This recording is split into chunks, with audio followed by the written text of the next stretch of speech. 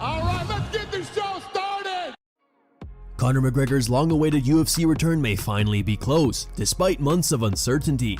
Dana White recently admitted talks had taken place, but stressed the promotion was not even close to finalizing an agreement. Earlier expectations of a White House card clash with Michael Chandler also failed to materialize. However, optimism is now growing. Ariel Helwani has suggested that McGregor's return during International Fight Week on July 11th is becoming increasingly likely, with Max Holloway potentially lined up as its opponent. It was lacking. It was just lacking, and it feels like there's just been too much of that as of late. And you couple that with the answers that you get at the post-fight press conference, the demeanor, the state of things, the matchmaking, and this is why I continue to say the master of good timing, the beneficiary of the best timing in the history of the sport is Conor McGregor, because he is sitting there, I'm being dramatic here, kind of burning down that meme of the dog and this is fine. He's kind of sitting there being like, all right, yep, I'm sitting pretty right now. Of course you want me back. And I'm telling you, we told you about the meeting 2 weeks ago. I told you it went well. PT told you it went well. At this point, I think it would be safe to say that it would be a disastrous situation. Something disastrous would have had to have happened if he's not fighting on July 11th. They need this now more than ever. They need Conor McGregor to be on this card. They need this guy now more than ever, and they have to do everything in their power to make this happen. Let's play this clip of Max Holloway, because Max is very cerebral. Max is very calculated when he says things. Charles isn't getting that Conor fight after that fight. I don't even think Conor wants a BMF title. I think Max is trying to tell us something there. And I would put him with Nate out. It feels to me like he's trying to tell us, like, this is what I want. And I don't think he's talking if things aren't happening behind the scenes. And these talks are going well. And I think they're going well because the UFC recognizes, hey, we need to make this happen. McGregor also shared a video on social media, appearing in high spirits, a possible sign that negotiations are moving in the right direction.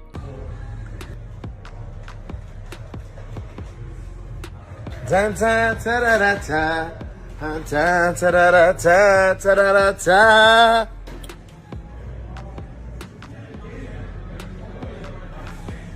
my man, I'll hold this point this way, look. Yeah. No, hold it. Like this, just so you go. Yeah. Michael Venom Page carried his ongoing issues with the promotion into Fight Night, making a statement even before stepping into the cage. In the lead up to the event, Page had been vocal about his frustrations with matchmaking and a lack of consistent activity. His concerns came amid growing discussion around fighter pay, especially after Conor Benn secured a lucrative 8-figure deal under Dana White's Zuffa boxing banner, prompting Page and others to question the UFC's pay structure. At UFC London, Page walked out to "They Don't Care About Us," a symbolic choice that appeared to reflect his stance. Speaking later on the Ariel Helwani show, Page confirmed the walkout was a direct message to UFC executives. He also revealed that he has just one fight remaining on his current contract, leaving his future with the promotion uncertain. Again, I said it in the post-fight press conference, there's a multitude of things. If I start with my own frustrations, I think it was a little bit of that, of just kind of like, man, the kind of decisions that were made, like I've spoken about in terms of being frustrated with, I think the main one for me was the fact that they've put a young kid who's super talented, who's had one fight in the UFC as a co-main event, and it was just like, I feel disrespected, you know what I mean? Like the effort and what I've delivered for the fans in the same arena and other arenas around the world, and then obviously even though I haven't necessarily got the finish yet, I've delivered I feel like some really entertaining fights and a lot for people to speak about, and I've made a lot of noise still. To be like, no, we don't, you know, he's not co-main, he's not main, he's in his own backyard. And I think the majority of people in there were there to see me. Although I didn't deliver, they were there to come and see what MVP had to show. It was a bit of annoyance with that, so it was like, I felt like it was relevant. Lerone Murphy suffered a serious injury at UFC London. On Monday, in a post on his Instagram stories, Murphy revealed he tore his hip flexor during round 4 of his bout against Evloev, 20-0 MMA, 10-0 UFC. He appeared in the video to be getting cold therapy on the injured area. Apart from giving a health update, Murphy also made a post reflecting on his defeat. He believes he did enough to win the fight, and certainly many online feel the same way, even though it was a close and competitive bout. He wrote, "I loved every second of the fight. I thought I'd done enough to take the first 3 rounds, although it was close. A draw at the very least with the point deduction, but on to the next. Movsar fought a smart fight and didn't give me many openings. I could have created a bit more chaos. I hope we can run this back at some point. I'll be back with vengeance." Aljamain Sterling has shared his honest take on the controversial scoring in the Movsar Evloev vs Lerone Murphy fight. In a YouTube video, Sterling stated that the scorecards were clearly wrong and that the fight should have ended in a draw. I think the better fighter won, but I still think the scorecards were incorrect. My personal opinion, I thought the fight was at best a draw. I couldn't see it for either guy with the point deduction. If there was no point deduction, I would have given it to Movsar rounds 3, 4, and 5. The guy's talking about a 10-8 round. What are you talking about? Don't be silly. Don't be silly. Aljo also said Evloev could have relied more on wrestling to decisively win the fight. I told you he was pretty good. And Movsar is really good. I just didn't 100%. Think he won the fight based on what we watch. And I think he could have made it super clear cut and right to the point. I am the most dominant fighter. Had he used his wrestling, I think it would have been night and day. And again, we would not even be having this conversation right now. So there's that. Alexander Volkanovski has a message for Movsar Evloev.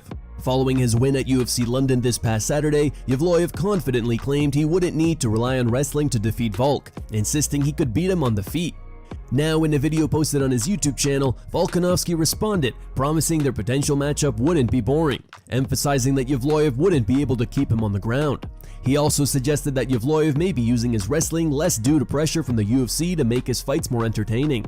One thing that I was quite surprised with was Movsar wanting to stand. So I feel like, he said he was acting like in a bit of the game plan, and I felt like he was forced. Whether forced, I'm not saying UFC told him you had to do it, but maybe he just felt that pressure. I was like, I can't just keep wrestling. They're not going to give me a shot. I'm going to have to stand. Which he ended up winning anyway. I thought he looked like the better fighter. Lerone maybe looked a little bit better in the first half, but not much was happening. At the same time, it is mixed martial arts. But what I love about it is I don't care about it because I know it ain't going to be a boring fight with me because you ain't holding me down. I can guarantee you that. That's one thing that I'm very confident in. And one thing I did say, I said in the post show when I did like a live feed, live post reaction show. Actually, it was through UFC. Straight after the show, and I'm just saying, I'm like, I don't want you to feel like you have to strike with me and all this. I don't want any excuses. I want you trying to spam the wrestling because I know you ain't going to get them. Even if you did get me to the ground, I'm bouncing straight back up and I'm going to force you to fight on the feet anyway. So that's why I know that style ain't going to be boring when you're fighting me because no one's going to sit there and just control me in a position. If anything, I'll be able to, if he wants to try and take me, I bet you I end up on top and I do more damage than him in that anyway aspect. Arman Sarukian and Nina Drama nearly got into a street altercation during a recent live stream. While walking through the streets, Arman was mistaken for a streamer by a group of men who began trying to provoke a fight. When Arman and Nina approached the group at the bar, the situation quickly de-escalated, with the men backing down immediately. Let's go fight on the bar. Ooh, I would fight in a bar. So you go to fight. Yeah? Yeah. You want to? Yeah. What's up, guys? Who is that? Tiax. Who is Tiax? We're looking for a fight. Oh, he walked away. Oh, he walked. Yeah. Me on fight. the camera. I need you not to be filming inside our bar. Oh no, we're outside the bar. I know, we're gonna close the windows then. Oh, you're gonna close the windows? Well, that's interesting. Like bothering our guests, man. I'm not bothering anybody. See like how they behave. They just turn. I wanted to fight someone, and then you pulled up to a window and you just tried to fight some kid. Yeah, but I gotta make something that you fight. You just cannot jump in. I'm not gonna fight another man. I had to fight a woman. Oh, you wanted to fight a woman? Oh, you thought I was gonna fight a man? Man, how are we gonna? Why would I fight a man? I thought you wanna slap a man, not like. That was actually crazy. Jorge Masvidal believes only one man can beat Islam Makhachev at welterweight. Speaking on a recent episode of his Death Row MMA podcast, Masvidal said that Kamaru Usman is the only 170-pound fighter who can defeat Makhachev. He explained that Makhachev would struggle to take Usman down, while in striking exchanges, the advantage goes to Usman, who is significantly bigger. I could see him fighting for the title, you know, and he's probably also, I would say, Makhachev. That's the only guy I want to see him fight. Yeah. Yeah, because he's gonna have to make Makhachev strike, and I always want to see, you know, a whole well-rounded grappling. I just want to see, like in the JDM fight where he took him down, and that's it. You know, JDM's not getting up. Half guard, he's not getting up. You know, and just held him that he's not gonna take Usman down easy, and Usman a ride is not the easiest. You know, on the feet, I give the advantage to Usman as well, and obviously he has a size advantage. So I think if anybody really, I would have to pick one guy to give Makhachev a loss at 170 or amazing fight, it's Usman. Jiri Prochazka is incredibly strong. In a new video shared on his social media, Prochazka deadlifts 561 pounds as he prepares for his title fight against Carlos Ulberg.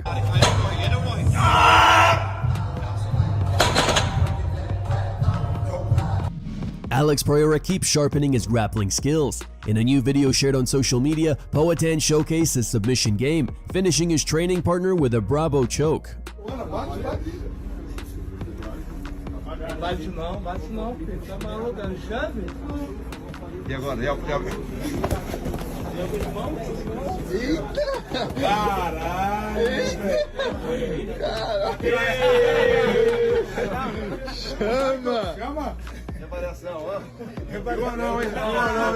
The UFC continues to cut costs, and fighters are starting to feel the impact. UFC analyst Raf Miera has shared new insights suggesting the promotion is no longer covering team expenses the way it once did.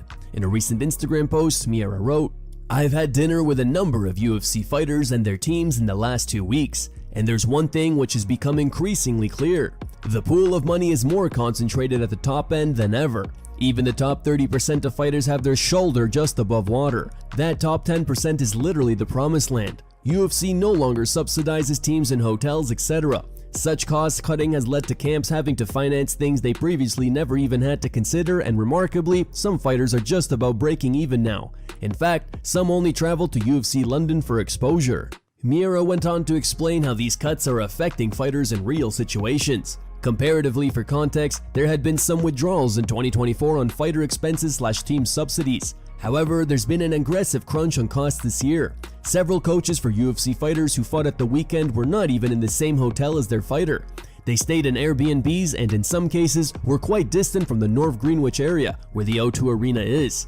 It's not uncommon to now see teams paying for their own accommodation and food. Once you've subtracted trainer salaries, nutritionists, etc. from your earnings, there's less than you might imagine a UFC fighter would make. In some instances, fighters declined interviews and doing media, as the extra expenses of having to travel to the other side of the city for a podcast weren't justified, given the cuts to team expenses.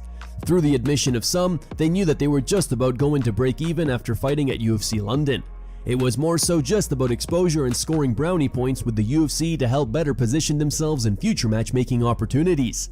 The oxygen supply to UFC team expenses for international shows has been squeezed and there are breathing issues. Many fans in the comments criticized the UFC over these decisions. One fan wrote, "Doing everything except paying more to UFC fighters. They signed a mega deal and they cut the help for the fighters' teams? Lame. Why are they trying to kill their own brand? Every single PR story for the UFC has been bad in the last 12 months. Another fan tweeted, $7.7 billion deal by the way, they're definitely cutting funds to help that bootleg boxing promotion. They are such cheapskates, man. This will come out of fighters' purses now. I want the fighters to speak against it, man. $7 billion and they're getting cheaper than ever. I unironically hope Jake Paul and Netflix destroy their ratings so the UFC can finally improve." Here are the top 3 memes found on the internet. Number 3 meme was posted by The Fights. Number 2 meme was posted by Clipped Fighting.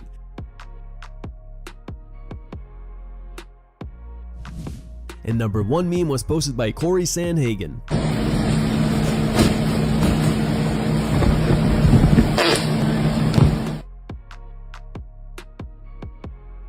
Thank you guys for watching. Don't forget to like this video and subscribe to the channel for your daily dose of MMA. Catch you tomorrow.